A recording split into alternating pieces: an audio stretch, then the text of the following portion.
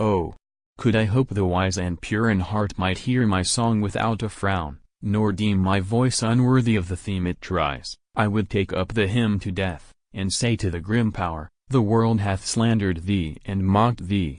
On thy dim and shadowy brow they place an iron crown, and call thee King of Terrors, and the spoiler of the world, deadly assassin, that strikest down the fair, the loved, the good that breaths upon the lights of virtue set along the veil of life, and they go out in darkness.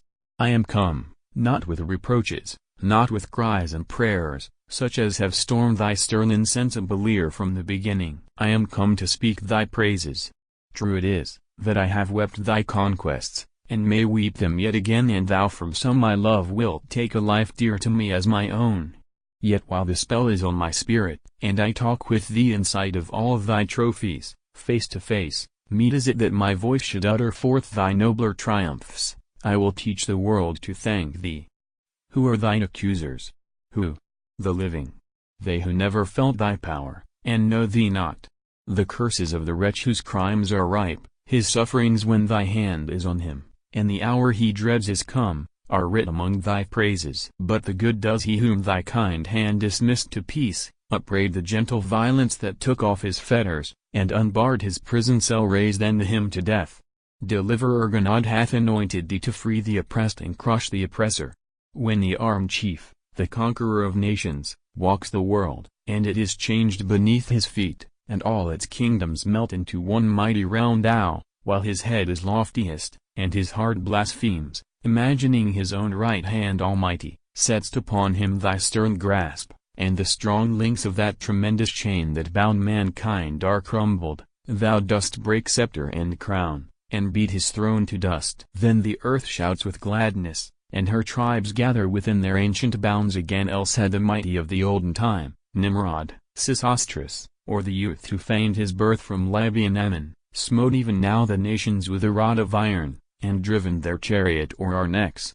Thou dost avenge, in thy good time, the wrongs of those who know no other friend. Nor dost thou interpose only to lay the sufferer asleep, where he who made him wretched troubles not his rest. Thou dost strike down his tyrant too. Oh, there is joy when hands that held the scourge drop lifeless, and the pitiless heart is cold. Thou too dost purge from earth its horrible and old idolatries, from the proud fanes each to his grave their priests go out, till none is left to teach their worship. Then the fires of sacrifice are chilled, and the green moss o'ercreeps their altars, the fallen images cumber the weedy courts, and for loud hymns, chanted by kneeling crowds, the chiding winds shriek in the solitary aisles.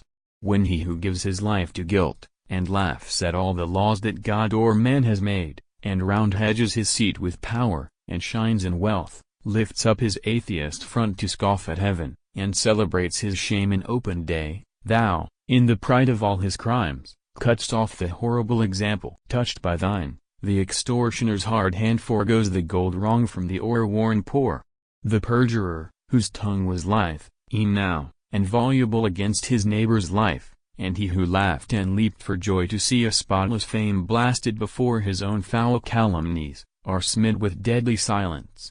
He, who sold his conscience to preserve a worthless life, even while he hugs himself on his escape, trembles, as, doubly terrible, at length, thy steps overtake him, and there is no time for parley nor will bribes unclench thy grasp. Oft, too, dost thou reform thy victim, long ere his last hour. And when the reveler, mad in the chase of pleasure, stretches on, and strains each nerve, and clears the path of life like wind, thou point'st him to the dreadful goal, and shak'st thy hourglass in his reeling eye, and check'st him in mid-course.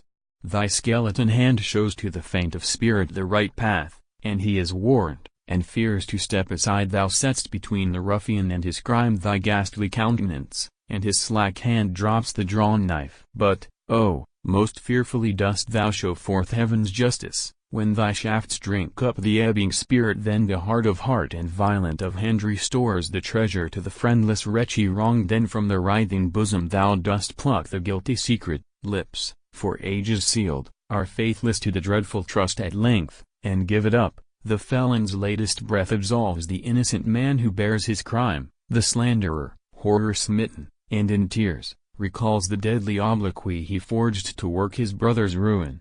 Thou dost make thy penitent victim utter to the air the dark conspiracy that strikes at life, and aims to whelm the laws, ere yet the hour is come, and the dread sign of murder given. Thus, from the first of time, hast thou been found on virtue's side. The wicked, but for thee, had been too strong for the good, the great of earth had crushed the weak forever. Schooled in guile for ages, while each passing year had brought its baneful lesson, they had filled the world with their abominations, while its tribes, trod into earth, embruted, and despoiled, had knelt to them in worship. Sacrifice had smoked on many an altar, temple roofs had echoed with the blasphemous prayer and hymn. But thou, the great reformer of the world, ticked off the sons of violence and fraud in their green pupillage. Their lore hath learned ere guilt has quite o'errun the simple heart God gave them at their birth, and blotted out his image. Thou dost mark them, flushed with hope, as on the threshold of their vast designs doubtful and loose they stand, and strikest them down. Alas, I little thought that the stern power whose fearful praise I sung, would try me thus before the strain was ended. It must cease, for he is in his grave who taught my youth the art of verse, and in the bud of life offered me to the muses. Oh, cut off untimely! When thy reason in its strength, ripened by years of toil and studious search and watch of nature's silent lessons, taught thy hand to practice best the lenient art to which thou gavest thy laborious days and, last, thy life. And, therefore, when the earth received thee, tears were in unyielding eyes and on hard cheeks, and they who deemed thy skill delayed their death hour, shuddered and turned pale when thou wert gone. This faltering verse, which thou shalt not, as wont, o'erlook, is all I have to offer at thy grave. This and the hope to copy thy example, and to leave a name of which the wretched shall not think as of an enemy's, whom they forgive as all forgive the dead. Rest, therefore, thou whose early guidance trained my infant steps, rest, in the bosom of God, till the brief sleep of death is over, and a happier life shall dawn to waken thine insensible dust. Now thou art not, and yet the men whose guilt has wearied heaven for vengeance, he who bears false witness, he who takes the orphan's bread, and robs the widow, he who spreads abroad polluted hands and mockery of prayer, are left to cumber earth. Shuddering I look on what is written, yet I blot not out the desultory numbers. Let them stand the record of an idle reverie,